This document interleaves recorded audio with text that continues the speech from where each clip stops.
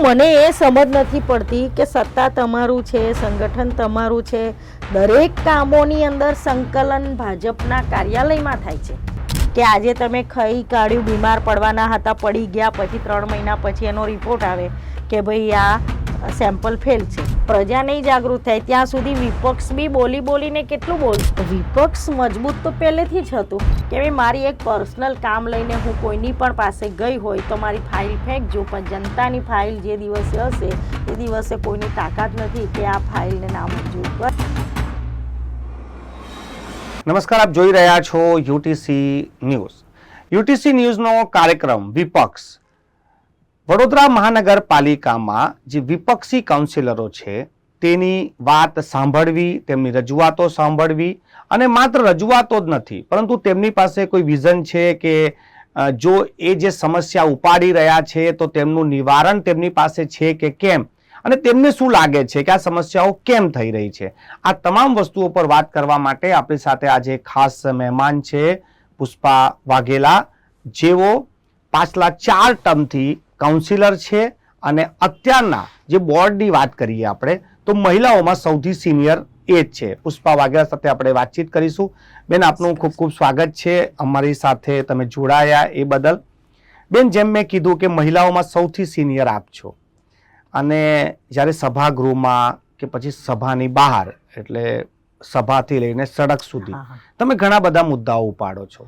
સૌથી પહેલા પુષ્પા વાઘેલા શું, એટલે તમે તમારા વિશે જાણવા માંગીએ તો આટલા સિનિયર 4 ટર્મ, કેવી રીતે રાજનીતિમાં શરૂઆત?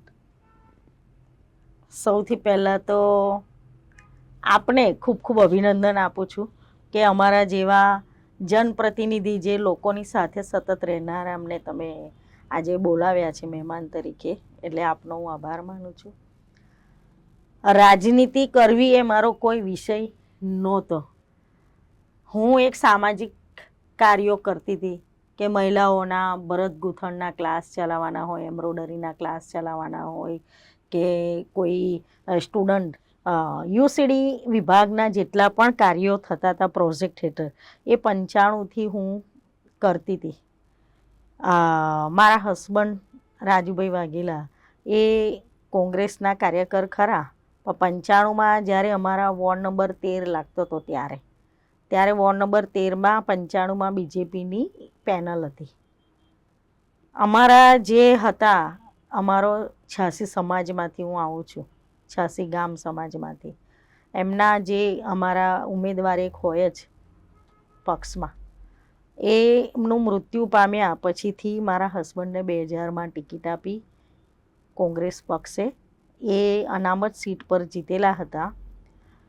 હું હાઉસવાઈફ, ઘરમાં રહીને મેં 5 વર્ષ સુધી તમામ, મારા હસબન્ડ કોર્પોરેટર હતા, પણ 5 વર્ષ સુધી તમામ જેટલા પણ નાગરિકો આવ્યા હશે એમના કામો કર્યા હશે, એમને દાખલા લખીને આપ્યા હશે, એમની કામગીરી માટે ફોન કર્યા હશે, બધું જ હતું. પણ ઘરની અંદર ઘરની બહાર મારો કશો રોલ હતો નહીં. ઇવન એ ફોર્મ ભરવા ગયા તો ફોર્મ ભરવામાં પણ હું સાથે નહોતી, કારણ કે રાજનીતિ એ મારો કંઈ વિષય હતો નહીં. થયું એવું કે સંજોગ આપણને બધું શીખવાડી દે. 2005માં જે અનામત સીટ પર મારા હસબન્ડ લડેલા હતા એ મહિલા અનામત થઈ ગઈ 2005માં. એટલે પહેલાં તો અમારું ફેમિલી ખૂબ જ સુખી અને એકદમ સ્ટ્રિક્ટ ફેમિલી, એટલે એમાંથી રાજનીતિમાં જવાની તો ના હતી કે ઘરની મહિલા રાજકારણમાં નહીં જઈ શકે એમ. પણ પછીથી કોંગ્રેસ પક્ષના કાર્યકરોને જે હાઈકમાન્ડ હતા એમાંથી મારા હસબન્ડને કોઈએ સમજાયા હશે અને એમણે મેન્ડેટ મારા નામનો, અમારી ના હતી પણ મેન્ડેટ જ્યારે મારા નામનો આવ્યો ત્યારે અમે એવી કોઈ તૈયારી નહોતી કરી કે અમારે ફોર્મ ભરવા જવાનું છે કે અમારે ચૂંટણીમાં ઊભું રહેવાનું છે. એકદમ જ મને યાદ છે કે હું આજે તમારી સાથે ઊભી બેઠી છું, તમે મને બોલાવી, હું અહીંયા આવી છું, અહીંયા હું ચર્ચા કરવા માટે બેઠી છું. પણ જ્યારે હું પહેલી વાર ફોર્મ ભર્યું અને અમારી પહેલી જ મિટિંગ સ્ટેશન માહુલકર દાદાજી હતા અને અત્યારે શરીફ ખાન પઠાણ જે છે એમના ત્યાં પહેલી જ અમારી મિટિંગ હતી. સાહેબ હું પોતે ઊભી થઈ, મને પોતાનું નામ પણ બોલતા અચકાતી હતી કે હું શું બોલીશ, મારું નામ પણ નથી બોલી શકતી.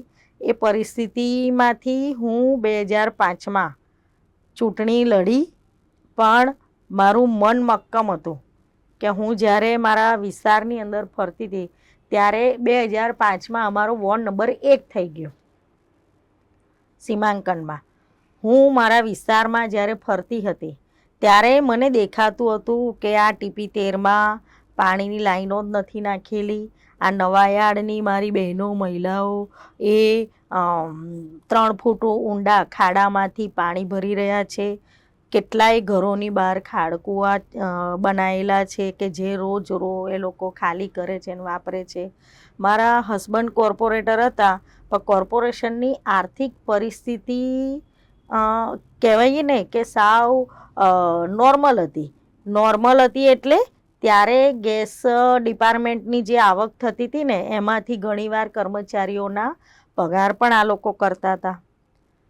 વડોદરા શહેરની વિકાસની વાતો સત્તા પક્ષ કરતું હોય, પણ વિકાસની શરૂઆત ક્યારથી શરૂ થઈ, વિકાસ બોલતા ક્યારથી શરૂ થઈ એ મનોમંથન કરવાની વડોદરા શહેરના નગરજનોએ અને રાજકીય વ્યક્તિઓએ જરૂર એટલા માટે છે કે વિકાસની વાત 2005થી 2015ના 10 વર્ષીય કેન્દ્ર સરકારની નૂર્મ યોજના આવી, ત્યારે યુપીએ સરકાર હતી ઉપર, પણ એ નૂર્મ યોજના અંતર્ગત ડૉક્ટર મનમોહનસિંહ વડાપ્રધાન હતા, પણ એમણે એવું નહોતું કીધું કે નીચે ગુજરાતમાં ભાજપની સરકાર છે કે વડોદરામાં ભાજપનું બોર્ડ છે. નૂર્મ યોજના અંતર્ગત માળખાકીય સુવિધાઓ ઊભી કરવાના કાર્યો, એ માળખાકીય સુવિધાઓ ઊભી કરવાના કાર્યોમાં ગટર, રોડ, રસ્તા, પાણી, લાઇટ, મોટા પ્રોજેક્ટો, દવાખાના બનાવવાના હોય, તમારે બ્રિજ બનાવવાના હોય, તમામ કાર્યો આવતા હતા. અને હું પોતાની જાતને ખુશનસીબ એટલા માટે સમજું છું કે મેં મારા મનથી મક્કમ કરેલું હતું કે જો હું જીતી તો મારા વોર્ડની અંદર તમામ એરિયાની તમામ વિસ્તારોમાં પાણીની લાઈનો તો નવી નાખીશ જ. હું મારા વિસ્તારની અંદર 2005માં જ્યારે પૂર આવ્યું ત્યારે મારા હસબન્ડ કોર્પોરેટર હતા, એમને યથાર્થ પ્રયત્ન કરતા પણ મેં જોયા છે અને લોકોને જે નુકસાન થયું છે એ બી મેં જોયું છે. ત્યારે યુપીએ સરકારે દરેકને, કોઈ એવું નહીં કે આ ઝૂંપડાવાળાને જ આપો, અમીરને ના આપો, દરેકને જેને નુકસાન થયું છે એને વળતર આપ્યું છે, નુકસાનીનું કેશ ડોલ નહીં, વળતર આપ્યું છે અને એ અપાવતા પણ મેં જોયા છે. અને એટલે જ અમે પછી નિર્ધાર કર્યો કે મારા વોર્ડમાં તો પાણી ફરી ના જ ભરાવવું જોઈએ. નસીબ એવું હતું કે ચૂંટાઈ ગઈ. અને સાહેબ તમને એવું કહું કે આખા ઇતિહાસની અંદર પહેલી વાર એવું થયું હશે કે મારું 2005માં ઇલેક્શન હતું, તમામ ભાજપના કોર્પોરેટરો જીતીને જતા હતા, રેલીઓ કાઢતા હતા. સાહેબ અમારી એક બૂથ બંધ પડી ગયું. હવે આ બૂથ બંધ પડી ગયું અને એ બૂથમાં જે વોટ હતા એ વોટ ક્લિયર કરતા હતા કે પુષ્પાબેન એક જીતે છે, 2 બીજેપી જીતે છે, છતાં પણ અમારા જ સાથી જે ઉમેદવાર હતા એમની એવી આગ્રહ હતો કે રીઇલેક્શન થાય. તો સાહેબ ઇલેક્શન એક બૂથનું ફરી બીજા દિવસે ઇલેક્શન થયેલું. ભાજપના મારા બેનપણીઓ બધા એ આજે પણ મને યાદ કરે કે અમે તો તમારા વિસ્તારના લીધે, તમારા ઇલેક્શનના લીધે રેલીઓ પણ અમારી ના નીકળી, વિજય સરઘસ બી ના નીકળે અમારા, અને સીધું તમારા વોર્ડમાં અમારે પ્રચાર કરવા આવવું પડ્યું હતું. એટલે હું 2005માં પ્રથમવાર તો ચૂંટણી લડી, પણ ચૂંટણી લડવામાંય મારે એક બૂથ બંધ થયું, ના ખુલી મતપેટી, તો ફરી બીજા દિવસે પણ ઇલેક્શન થયું. એ ઇલેક્શનમાં મારું સિલેક્શન થયું. આ સિલેક્શન પછીથી મારા વિસ્તારના તમે ગણો તો વિસ્તારના જે મહત્ત્વના કાર્યો હતા, તમામ મહત્ત્વના કામો કર્યા છે. 2010માં પણ સામાન્ય સીટો થઈ, પણ હું પક્ષની એટલા માટે માન આપું છું અને સક્રિયતાથી રહી છું કે સામાન્ય સીટ પર પણ મને રિપીટ હું એ જ પૂછવા માંગુ છું કે તમે 2005થી લઈને જ્યારે તમે આટલા 4 ટર્મ થયા છે, તો વચ્ચે તો એવો એક દોર આવ્યો કે ભારતીય જનતા પાર્ટીનું આખું એક વાવર છે. આજે પણ એ માહોલ આપણે નકારી ના શકીએ કે વિપક્ષ ક્યાંય નથી. તો એવા જુવાળમાં પણ તમારી જે પેનલ છે વોર્ડ નંબર 1ની, એવું તો ત્યાં શું છે કે તમે લોકો જીતતા જ આવ્યા છો? ચૂંટણીઓ તો આવે, દરેક ચૂંટણી કંઈ ને કંઈ શીખવાડીને જાય છે, પણ વિસ્તારની અંદર આપણે જો 24/7 લોકોની વચ્ચે રહ્યા હોય, લોકોને શું હોય આપણી પ્રત્યે? તમને કોઈ એવું તો નથી કહેતું ને કે તમે અમને આ આપી દો કે તે આપી દો. એમના કામ માટે તમને યાદ કરે, એમના કામ માટે તમને રજૂઆત કરે, એમના તમે કામો કરો, એમના સુખ દુઃખમાં તમે સહભાગી થાઓ, એમની વાત તમે સાંભળો અને કામ થતા હોય તો પછી દરેક વ્યક્તિ એની સાથે સહભાગી થતા જ હોય. બરાબર છે. એટલે અમારી જે પેનલ આવવાનું કારણ કે અમે મૂળ નાખ્યા છે. મેં આપણે કીધું કે 95માં ભાજપની પેનલ હતી અમારા વોર્ડમાં. અમે 2000થી ચૂંટાયા ત્યારથી અમારા વોર્ડના કામો કરીને અમે આંબા વાયા. આપણે ગુજરાતીમાં એવું કહીએ ને કે આંબા વાવો તો કેરીઓ મળે, એટલે આંબા અમે વાવ્યા છે અને એટલે અત્યારે ફળ સ્વરૂપે કેરીઓના નામે પેનલ જીતે છે. જો અમે કામ ના કર્યા હોત તો લોકોના દિલમાં અમે વસ્યા ના હોત, લોકોએ મારી પર ભરોસો ના કર્યો હોત કે પેનલ ચલાવું છો તમે, કે મારા 2 હાથ છે તો તમે બીજા મને 4 હાથ આપો, એવું લોકોએ મારી વાત પણ ના સાંભળી હોત. આજે પણ લોકોને હું અહીંયા સ્ટુડિયોમાં બેઠી છું અને તમે મારા વિસ્તારમાં જઈને પૂછો, તમે 10 માણસને પૂછજો એમાંથી તમને શું જવાબ મળે છે, એ વાત તમે સાંભળજો. પણ બેન, લોકો એવું પણ કહે છે કે ત્યાંની જે વસ્તી છે એ જાતિ અને ધર્મનું સમીકરણ જ એવું બેસે છે કે જેનાથી કોંગ્રેસ જીતે છે. સાહેબ, દર 5 વર્ષે ભાજપ સીમાંકન કરે છે, દર 5 વર્ષે. અમારામાં 2000માં જે વિસ્તાર હતો એ 2005માં એમણે કાપ્યો, 2005માં હતો, 2010માં. તમામ 5 વર્ષે અમને નવા જે વિસ્તાર અમારામાં નાખે ને એ સિક્યોર બીજેપીની વિચારધારાના લોકો જે હોય ને એમના વિસ્તાર અમારામાં નાખે. 2015માં એમણે અમારા અડધો ભાગ 3 નંબરમાં આપી દીધો, અડધો ભાગ 2 નંબરમાં આપી દીધો, 2 નંબરનો ભાગ છાણી ગામ અમારામાં નાખી દીધું. બરાબર છે. તો આમાં ક્યાં વસ્તી આવી? વસ્તીની વાત તો આજે હું આપણા માધ્યમથી કહું છું કે ધર્મ ગમે તે હોય, જાતિ ગમે તે હોય, પણ દરેકની માનસિકતા કઈ હોય કે અમારું કામ ક્યાં સરળતાથી થશે, અમે ક્યાં કોના ઘરે જઈને ઊભા લોકો એવું કહે છે કે આટલા લોકપ્રિય કોર્પોરેટર છે, તમે લોકો તે ચૂંટાઈ આવો છો આટલા વાવરમાં બી, તો એ વિધાનસભામાં કેમ પરિવર્તન થતું નથી? વિધાનસભામાં એનું કેમ દેખાતું નથી રિઝલ્ટ? વિધાનસભામાં એવું હોય છે કે લોકો એ ચહેરો જોઈને વોટ આપતા હોય છે. બરાબર છે. મેં આપણે કીધું તેમ કે તમે આજે 10 માણસને બી પૂછજો મારા વિસ્તારમાં જઈને કે ભાઈ કેવી રીતે પેનલ આવે છે, કેમ આવે છે, એવું પૂછજો. હું જવાબ નહીં આપું, એ લોકો જ તમને જવાબ આપશે. એમ વિધાનસભામાં પણ એવું જ હોય છે કે લોકો ચહેરો જોઈને મત આપતા હોય છે. બરાબર છે. અને લોકો એવું પણ ઈચ્છતા હોય છે કે આ વિધાનસભા છે એટલે અમે આમને મત આપીશું. બરાબર.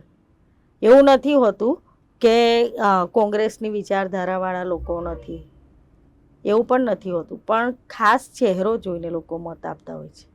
પુષ્પાબેન, આજે તમે સભામાં જેમ તમે કીધું કે 95માં તમે બોલી પણ નથી શકતા અને 2000માં, હવે તમે સભામાં ઊભા થઈને જ્યારે પ્રશ્નો પણ પૂછી લો છો. આ બદલાવ તો ઘણું આવ્યું છે, પરંતુ હજી પણ ઘણા બધા પ્રશ્નો છે વિસ્તારના, વડોદરા શહેરના. તમારા હિસાબે કેમ આવું? કેમ કે આટલા બધા નાણાં છે, હવે તો નાણાંની પણ કોઈ ખોટ નથી, ટેકનોલોજી પણ વધી ગઈ છે, તો શું કારણ છે કે હજી પણ પાયાના પ્રશ્નો હલ થતા નથી? સાહેબ, હું ગઈકાલની વાત કરું તો ગુજરાત રાજ્યના CM સાહેબ મેં આજે પેપરમાં વાંચ્યું કે વડોદરા શહેરને ભૂખ ઉપડી છે કામોની, વિકાસની. સાહેબ, આ ભૂખ ઉપડી હોય ને તો આજે 20 વર્ષનામાં અબજો રૂપિયા એ ફળવાઈ ગયા. એ ચાહે રોડના નામે હોય, ડ્રેનેજોના નામે હોય, કે બ્રિજોના નામે હોય, કે વરસાદી ગટરો, કે પાણીના નામે. પરિણામ શું છે? તમે હમણાં 28 તારીખની સભા જોઈ હશે કે જે સભાની અંદર દરેકે દરેક કોર્પોરેટરોએ પોતાના આત્માના અવાજને બુલંદ કર્યો. પોતાનો આત્માનો અવાજ હતો, કોઈનો અહમનો અવાજ નહોતો. એ કેમ કે તમે પ્રજા વચ્ચે જાઓ છો, પ્રજાએ ને તમે જે રીતે એમને કામ તમને દેખાય છે કે આ કરવા જોઈએ. વડોદરા શહેરની અંદર અત્યારે હું કહું કે લોકો ભલે એવું કહેતા કે સત્તા પક્ષ એવું કે અમે વિકાસ કર્યો. હકીકતમાં કોનો વિકાસ થયો છે અને કેવા વિકાસ હતા અને કેવા હવે વિકાસ થયા છે લોકો પણ જોઈ રહ્યા છે રાજનીતિમાં. બેન, તમને કેમ એવું લાગે છે કે એ લોકો હવે અહમ છોડીને બહાર આવ્યા? કેમ કે એવું પણ હોઈ શકે કે હવે છેલ્લું વર્ષ છે અને આટલા મોડા કેમ બ્રહ્મ જ્ઞાન આવ્યો? કેમ કે આ સમસ્યાઓ તો હતી જ, અધિકારીઓ પણ એ જ છે, નેતાઓ પણ એ જ છે, તો હવે કેમ લોકોને બ્રહ્મ જ્ઞાન આવી રહ્યું છે? વડોદરા શહેરની આપણે વાત કરીએ, આજે કોઈ પણ વ્યક્તિ હોય એને કામ કરવામાં સરળતા ક્યારે હોય કે એનું માનસિક શારીરિક રીતે પોતે સંતુષ્ટ હોય. આજે વડોદરા શહેરના સ્ટાફ તમે જુઓ, વસ્તી વધે છે, સ્ટાફ ઘટે છે. દિવસે દિવસે સ્ટાફ, જે મેઇન સ્ટાફ ગણીએ, ક્લાસ 1 ઓફિસરો ગણીએ, એ દિવસે દિવસે રિટાયર્ડ થતા ગયા. આ લોકો અને રાજમાં ભરતી કરવામાં પણ આ મારો ના તમારો કરીને લાયક વ્યક્તિ ના હોય, છતાં પણ ગોઠવણ કરીને એમના ગોઠવવાના લીધે એમની લાયકાતમાં પણ ફેરફાર કરીને આ લોકોએ મૂક્યા. આજે વડોદરા શહેરની 20 થી 22 લાખની વસ્તીમાં એક એડિશનલ સિટી એન્જિનિયરના હોય, એક ટાઉન પ્લાનરના હોય, તમારે આ વડોદરા શહેરના એક ચીફ ફાયર ઓફિસર ના હોય કાયમી, એ ગાર્ડન શાખાની અંદર એક ગાર્ડન ડાયરેક્ટર ના હોય, એક અધિકારી ક્લાસ 1 ના હોય. આ તમામ જે ખાતાઓ ખાલી છે, તમામ અધિકારીઓ જે છે એ અધિકારીઓના એક અધિકારીને 2-3 કામની જવાબદારી છે, ખાતા ફળવાયેલા હોય. એટલે એ લોકો જે કામ કરવામાં, એ કયું કામ કરે? એટલે કામ કરવામાં પાછા પડ્યા તમામ. બીજું કે રાજકીય હસ્તક્ષેપ ન હોવો જોઈએ કોર્પોરેશનના કામમાં, પણ આ મારો વાલો છે અધિકારી, આ મારો વાલો કોન્ટ્રાક્ટર છે, આ બધું વહેંચાઈ થયું છે અને જગ જાહેર છે, લોકો જાણે છે કે આ લોકોને માનીતાઓને કામ આપવાના. એટલે માનીતા કામ ના કરે તો એને શિક્ષાત્મક પગલાં કોઈ અધિકારી ના લઈ શકે એવી પરિસ્થિતિનું નિર્માણ થાય. અને એટલે વડોદરા શહેરનો જે રીતે વિકાસમાં વડોદરા શહેર, અમદાવાદ, સુરતની વાત તો દૂરની રહી, આપણા કરતાં વસ્તી વધારે છે, પણ રાજકોટથી બી આપણો વડોદરા પાછળ રહી. તમે જુઓ કે એમ્સ બરોડામાં આવી જોઈતી હતી તો રાજકોટમાં જતી રહી. ઇન્ટરનેશનલ એરપોર્ટ આજે આટલા વર્ષોથી તમે સાંસદો, મને તો જ્યારે હું રાજકારણમાં આવી ત્યારે જયાબેન ઠક્કર હતા સાંસદ, ત્યારથી અમે જોયું છે કે સાંસદો તમારા છે, ધારાસભ્ય તમારા છે, અમે તો ચૂંટાયા ત્યારથી વિપક્ષમાં છે, તમામ તમારા છે. તો તમે એક ઇન્ટરનેશનલ એરપોર્ટ નથી, નામ આપ્યું છે પણ એરપોર્ટ નથી બનાવી શકતા. વડોદરા શહેરના લોકોની માંગણી છે કે આ એરપોર્ટને સયાજીરાવ ગાયકવાડ નામ આપવાનું માંગણી છે, છતાં પણ તમે નથી આપી શકતા. મારા વિસ્તારની જો હું વાત કરું ને, તો અમારામાં જ્યારે છાણીનો સમાવેશ થયો ને, તો છાણીમાં આજે પણ અંતરિયાળ ગામો જેવા ઓમકારપુરા ને અભયનગર ને આંતે, હવે આ બધા ગામો ને બધું છે, બિચારા વિકાસની તો વાત અલગ રહી, શહેરનામાં સમાવેશ વિસ્તાર છે એવા તો કેટલાય વોર્ડના જેટલા બી નવા ગામો, 7 ગામો સમાવેશ કર્યા. જે પરિસ્થિતિમાં સમાવેશ કર્યા હતા એ જ પરિસ્થિતિમાં આજે પણ છે. તો આવું કેમ? ધારાસભ્યો તો કામ કરી શકતા હતા, સાંસદ તો કામ કરી શકતા હતા, કેમ નહીં કર્યું? કોર્પોરેટર તો એક મજૂર વર્ગ કહેવાય. કોર્પોરેશનનો કોર્પોરેટર હોય એ ગટર રોડ, નગર સેવાય કેટલા શું, નળ, ગટર, રોડ, રસ્તા, લાઇટ, બરાબર, એમાં તો એ કામ કરે. બરાબર છે. પણ જે નવી નવી શાળાઓ બનાવવાની હોય, નવા અતિથિ ગૃહો બનાવવાના હોય, નવા તમારે વિશ્રામ ગૃહો બનાવવાના હોય, કે જે રાજ્ય સરકાર દ્વારા લેવાના હોય કામો કે કેન્દ્ર સરકાર દ્વારા, તો આટલા વર્ષોમાં આજે 30 વર્ષથી ભારતીય જનતા પાર્ટીનું શાસન છે અને લોકો એક વ્યક્તિ કે એક પક્ષના નામે મત આપે છે, તો વિકાસ ક્યાં છે એ તો પણ દેખાતું બેન, નથી. લોકો એવું પણ કહે છે, ઘણા લોકો, કે વિપક્ષ મજબૂત નથી, વિપક્ષ અવાજ નથી ઉઠાવતું. તમને લાગે છે કે ક્યાંક ને ક્યાંક આ બધું જે તમારા હિસાબે તમે કયા પ્રમાણે ખોટું છે, તો આમાં જવાબદેહી વિપક્ષની પણ છે કે એટલું બુલંદ અવાજથી નથી બોલી શકતા? ચોક્કસ વિપક્ષની જવાબદારી હોય, પરંતુ સાથે સાથે નગરજનોની બી જવાબદારી હોય. આજે તમામ વ્યક્તિ, આજે વોર્ડના એક કોર્પોરેટરથી હું વાત કરું કે સાંસદ સુધીની, તો વિચારધારા તમારી ગમે તે હોય, પણ આપણને અનુભવ તો એ થાય ને કે ભાઈ આ કયા વ્યક્તિ વિસ્તારમાં આવે છે, વિસ્તારનું કામ કરે છે, કે વડોદરા શહેરના વિકાસનું કામ કરે છે, કે વિકાસની કોઈ સારી વાત કરે છે, કે એનું વિઝન લઈને આવે છે. આવી તો લોકોની બી જવાબદારી છે. લોકો એક ધાર્યા એ કોઈ વ્યક્તિના નામે કે કોઈ પક્ષના નામે વોટ આપે, અને આ વોટ આપ્યા પછી તમે સંખ્યાબળ વિપક્ષમાં બેસવા પૂરતું પણ ના રાખો. હમણાં તમારા એક વાત હોય કે તમારી સામે બોલવાવાળી, અવાજ કરવાવાળી વ્યક્તિને પણ તમારે પ્રાધાન્ય આપવાનું હોય. આજે તમે વિપક્ષને અત્યારે અમે 7 સભ્ય છે, 7 સભ્ય છે.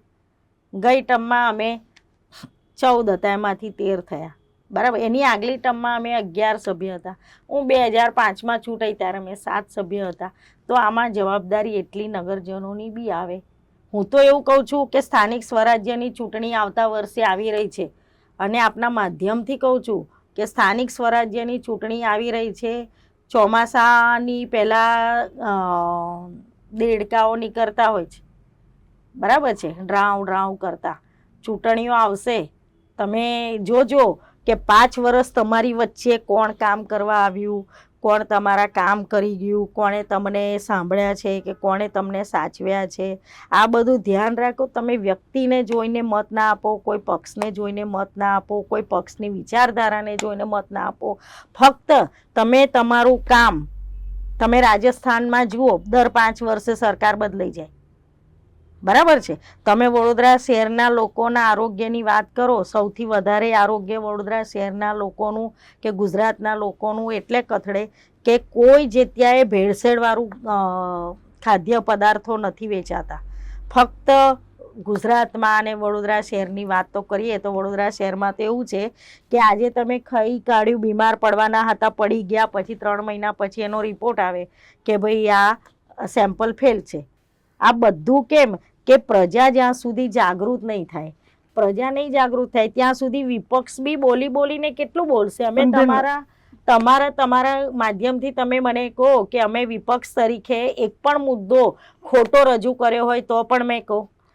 અમે લોકો એવા પણ વાતો કરે કે લોકો એવો પણ આક્ષેપ કરે છે કે જેવી રીતે રૂલિંગ પાર્ટીનું સંકલન મળે છે, તો અમુક ઘણા બધા કામોમાં તો વિપક્ષનું પણ સંકલન મળી જાય કે કયા પર મુદ્દો ઉઠાવો, કયા પર ના ઉઠાવો. તમે તો વિપક્ષમાં રહી ચૂક્યા છો, આવું કંઈ થાય છે ખરું?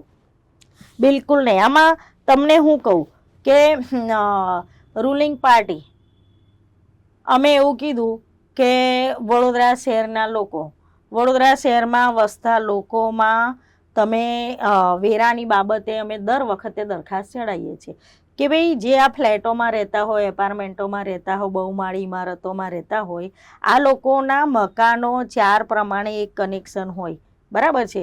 તો કોર્પોરેશને એક કનેક્શનનો વેરો લેવાનો હોય. કોર્પોરેશન 4 ઘરનો જુદો જુદો વેરો સામટો લે છે, ક્ષેત્રફળ આધારિત લે છે. અમે દર વખતે દરખાસ્તો તમે અમારી જોજો બજેટમાં, અમે એવી દરખાસ્તો મૂકીએ છીએ. તમામ દરખાસ્ત એ વડોદરા શહેરના લોકોના હિતમાં હોય છે. એ બહુમતીથી નામંજૂર કરે છે, બરાબર. વડોદરા શહેરની અંદર રૂલિંગ પાર્ટીને જે કામો કરવા હોય છે, મેં આપને અગાઉ કીધું તેમ કે અમે 2005થી હું વિપક્ષમાં બેઠી છું. અમે 7 સભ્યો હતા, પછી 11 થયા, પછી 13 થયા અને પાછા 7 થયા. બરાબર. હવે આ લોકો તો નવો એમણે કિમિયો અજમાઈ દીધેલો છે કે ચલો વિપક્ષ સાચું બોલે છે, અમારે એમનું નથી સાંભળવું, પણ અમે વોટિંગથી આ કામ મંજૂર કરીશું. આમાં શું છે કે દરેક સરકાર હોય કે સત્તા હોય, સ્થાનિક સ્વરાજ્યની આ સંસ્થા કહેવાય, આની ઉપર સત્તા પક્ષ કે સંગઠન પક્ષનો પકડ ન હોવી જોઈએ. એમની ચંચુપાતના કારણે અમુક કામો, એ કામોમાં આ કામ ના થવા જોઈએ. દાખલા તરીકે અત્યારે આખા વડોદરા શહેરમાં જે ગૌરવ પથના રોડ હતા, એ ગૌરવ પથના રોડનું કામ ખોરંભે ચડ્યું છે. વડીલ ધારાસભ્ય માંજલપુરના આદરણીય યોગેશ કાકા એ અવાજ ઉઠાવ્યો છે. તો મને એ સમજ નથી પડતી કે સત્તા તમારું છે, સંગઠન તમારું છે, દરેક કામોની અંદર સંકલન ભાજપના કાર્યાલયમાં થાય છે. દરેક કામોમાં જેટલા પણ કામો કોર્પોરેશનમાં સ્ટેન્ડિંગ કમિટીમાં ચડે એ પહેલાં ચર્ચા વિચારણા કરવા ભાજપના મનુભાઈ ટાવર કાર્યાલયની અંદર સંકલન થાય છે. તો તમે આ અવાજ ત્યારે કોઈએ પણ નહીં ઉઠાવ્યો, કોઈને પણ. અમે તો વર્ષોથી કહીએ છીએ કે રોડ રસ્તા સાંકડા થતા ગયા, દિવસે દિવસે વાહનોનો વધારો થતો ગયો, એટલે ટ્રાફિકના પ્રશ્નનું નિરાકરણના ભાગરૂપે તમે બ્રિજ બનાવતા ગયા, પણ બ્રિજથી તમે ટ્રાફિકનું નિરાકરણ લાવી શકતા નથી. તો કમસે કમ ફૂટપાથ એવા બનાવો કે જેની ઉપર લોકો વાહનો પાર્ક કરી શકે. તમે દર 6 મહિને 12 મહિને નવા ફૂટપાથ બનાવો છો, પેવર બ્લોક કાઢી નાખો છો, અને પછીથી તમે આ રીતના કામો કરો છો. તો અત્યારે આ ગૌરવ પથના કરોડો રૂપિયાના કામો, એમાં આવે 2-2.5 કરોડ રૂપિયા કે વધારો કરવો પડશે. પણ બેન, વસ્તુ એવી છે કે ભાવ છે કે પાછલા સમયના આપણે મીડિયા બાઇટ જોઈએ તો ભારતીય જનતા પાર્ટીના નેતાઓ, એમાં ધારાસભ્યો બી છે અને કાઉન્સિલરો પણ છે, હવે એમના જ બોર્ડ સામે ખુલીને બોલી રહ્યા છે, વિરોધ કરી રહ્યા છે. એમાં પૂર્વ મેયર હોય નિલેશ રાઠોડ હોય કે આશીષ જોશી હોય કે જે પણ સ્નેહલ પટેલ છે, આ તમામ જ્યારે બોલતા હોય ત્યારે હવે તમને શું લાગે છે કે તમારો વિપક્ષ પણ હવે એમના બહાને મજબૂત થઈ રહ્યું છે? વિપક્ષ મજબૂત તો પહેલેથી જ હતું, કારણ કે અમે જનતાની વચ્ચેથી આવીએ છીએ, એટલે જનતાનો અવાજ બનવા માટે જ જીતેલા છે અને જનતાનો અવાજ બનીશું. દાખલા તરીકે મેં હમણાં 28 તારીખની સભામાં જે મુદ્દો લીધેલો સ્મશાનનો, સાહેબ જે ફોન કરીને કામ નહોતા થતા એ સભામાં અવાજ ઉઠાયો, બીજા જ દિવસે ત્યાં લાઇટો લાગી ગઈ, બીજા જ દિવસે પેવર બ્લોકનું કામ ચાલુ થઈ ગયું, ડેપ્યુટી કમિશનરે રાઉન્ડ મારી દીધા, તમામ અધિકારીઓએ રાઉન્ડ મારી દીધા. અત્યારે ગઈકાલે હું આવી તો ડ્રેનેજ જે ઉભરાતી હતી બહાર, એ ડ્રેનેજમાં પાઇપો નાખવાનું ચાલુ કરી દીધું. એટલે વાત એટલી છે કે વિપક્ષ તો એનો જનતાનો અવાજ બનીને આવે જ, ઉભરે જ છે, અને અમારા અવાજ થકી કામો તો જનતાના થાય છે. મારું પર્સનલ આખા 20 વર્ષના કાર્યક્રમમાં મેં તમામને કહું છું, હું કમિશનરો સામે બી બોલું છું કે ભાઈ મારી એક પર્સનલ કામ લઈને હું કોઈની પણ પાસે ગઈ હોય તો મારી ફાઇલ ફેંકજો, પણ જનતાની ફાઇલ જે દિવસે હશે એ દિવસે કોઈની તાકાત નથી કે આ ફાઇલને નામંજૂર કરે. બરાબર. પણ હવે જે કોર્પોરેટરો બોલે છે એ એટલા માટે બોલે છે કે કોર્પોરેટર એટલે એને જનતા વચ્ચે સતત રહેતો વ્યક્તિ કહેવાય. હવે એ વ્યક્તિને આજે તમને કીધું હોય કે આ મારા પાણી નથી આવતું અને 6 મહિના સુધી તમે વાતનું નિરાકરણ ન લાવી શકો, તો તમારો આત્માનો અવાજ ઉઠવાનો જ છે, કારણ કે તમે પ્રજા વચ્ચે રહો છો, પ્રજાની વફાદારી છે અને પ્રજાએ તમારી ઉપર વિશ્વાસ મૂકેલો છે, તો તમારે વિશ્વાસનું વળતર તો આપવાનું જ છે. તમામ કોઈએ પણ અવાજ ઉઠાવ્યો છે, આ તમે જેટલા પણ નામ દીધા એ તમામે કોઈના ટીપી રોડ ખોલવા બાબતે અવાજ નથી ઉઠાવ્યો કે ભાઈ આ તમે ટીપી રોડ કેમ નથી ખોલતા, કે ભાઈ અહીંયા સાઈડો નહીં બંધાઈ પર રોડ બનાવો, કે અહીંયા સાઈડો નથી બની પણ ત્યાં વરસાદી ગટર કે પાણીની લાઈન નાખો. એવું કોઈએ પણ નથી કીધું. તમામે જે બોલ્યા છે એ એવું બોલ્યા છે કે અમારા ત્યાં બૂસ્ટર તમે નાખવાના 6 મહિના થયા છે. સ્નેહલબેનની વાત કરું તો તમે હજુ સુધી જગ્યા નથી શોધી શકતા. 16 નંબરનો વોર્ડ છે ને 14 નંબરના વોર્ડમાં એમની ઓફિસ છે, તમે 16 નંબરના વોર્ડમાં પોતાની ઓફિસ પણ નથી ફાળવી શકતા. કે આજે પૂર્વ મેયર હોય કે ગમે તે, એમણે જે વિષય લીધા છે એ વિષય લોકોના વિષય છે. બરાબર છે. અને એટલે વિપક્ષ મજબૂત બને છે એવું નથી, પણ વિપક્ષની સાથે સાથે સત્તા પક્ષના કાઉન્સિલરો પણ બોલતા થયા છે. ઘણી વખત એવી પણ ચર્ચા માર્કેટમાં થાય છે કે ભારતીય જનતા પાર્ટી કોંગ્રેસના કોર્પોરેટરોને ઓફર કરે છે, તમે પાર્ટીમાં આવી જાઓ, અને ઘણા બધા ધારાસભ્યો જાય પણ છે. તમારો કોઈ અનુભવ છે આવો કોઈ? સાહેબ, અમે સામાન્ય પરિવારમાંથી આવ્યા હતા અને અત્યારે પણ સામાન્ય પરિવારમાંથી જ છે. સ્વાભિમાન દરેકને વહાલું જ હોય. અમને કોઈ ઓફર ના કરી શકે અને કદાચ અમારા બી પ્રતિસ્પર્ધી હોય, એ લોકો અમારું નામ ખોટી રીતે ચગાવતા હોય, એ એમનો કોઈ સ્વાર્થ હોય એટલે અમારું નામ ચગાવતા હોય. બાકી અમને આજ દિન સુધી કોઈ ભારતીય જનતા પક્ષે ઓફર કરવાની તાકાતે નથી કરી. અને અમે, તમને ખબર હશે કે અમે મહીકાંઠાના છીએ, એટલે અમે મહીકાંઠાના છીએ એટલે અમે તો ખરેખર મહીસાગરનું પાણી પીધેલું છે, એટલે મક્કમ મનોબળવાળા છીએ. એટલે અમારું મનોબળ કોઈ તોડી શકે તેમ નથી. અને જે પણ કોઈ લોકો જાય છે એ જનારાઓને કંઈક ને કંઈક એમનું કામ કઢાવવાનું હોય. હવે અમે તો કંઈ કામ લઈને રાજનીતિમાં આવ્યા જ નથી. અમે લોકોના હિતાર્થે રાજનીતિમાં આવ્યા છે. કોઈ વ્યક્તિઓ, રાજકારણ બે પ્રકારનું હોય. કોઈ રાજકારણને પોતાનો બિઝનેસ સમજીને રાજનીતિમાં પોતાના સ્વકાર્યો કરાવવા માટે પણ આવેલા હોય છે. અને તમે પણ બધા સૌ જાણે જ છે કે રાજનીતિને પોતાનો ધંધો બનાવી દીધેલો હોય, પોતાની આજીવિકા માટે. કે અમારું એવું છે નહીં. અમે સામાજિક કાર્યો કરવા માટે કે સમાજ હિતના કાર્યો કરવા માટે રાજનીતિમાં આવેલા છે. એટલે પ્લેટફોર્મ અમને રાજકારણનું સામાજિક કાર્ય કરવા માટે થઈને અમે પકડેલું છે.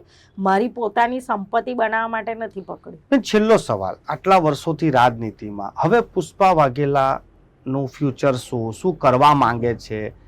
કોર્પોરેશનથી વધુ લોકોની સેવા કરવા માંગતા હોય, શું વિચાર આવે કે હવે શું કરે?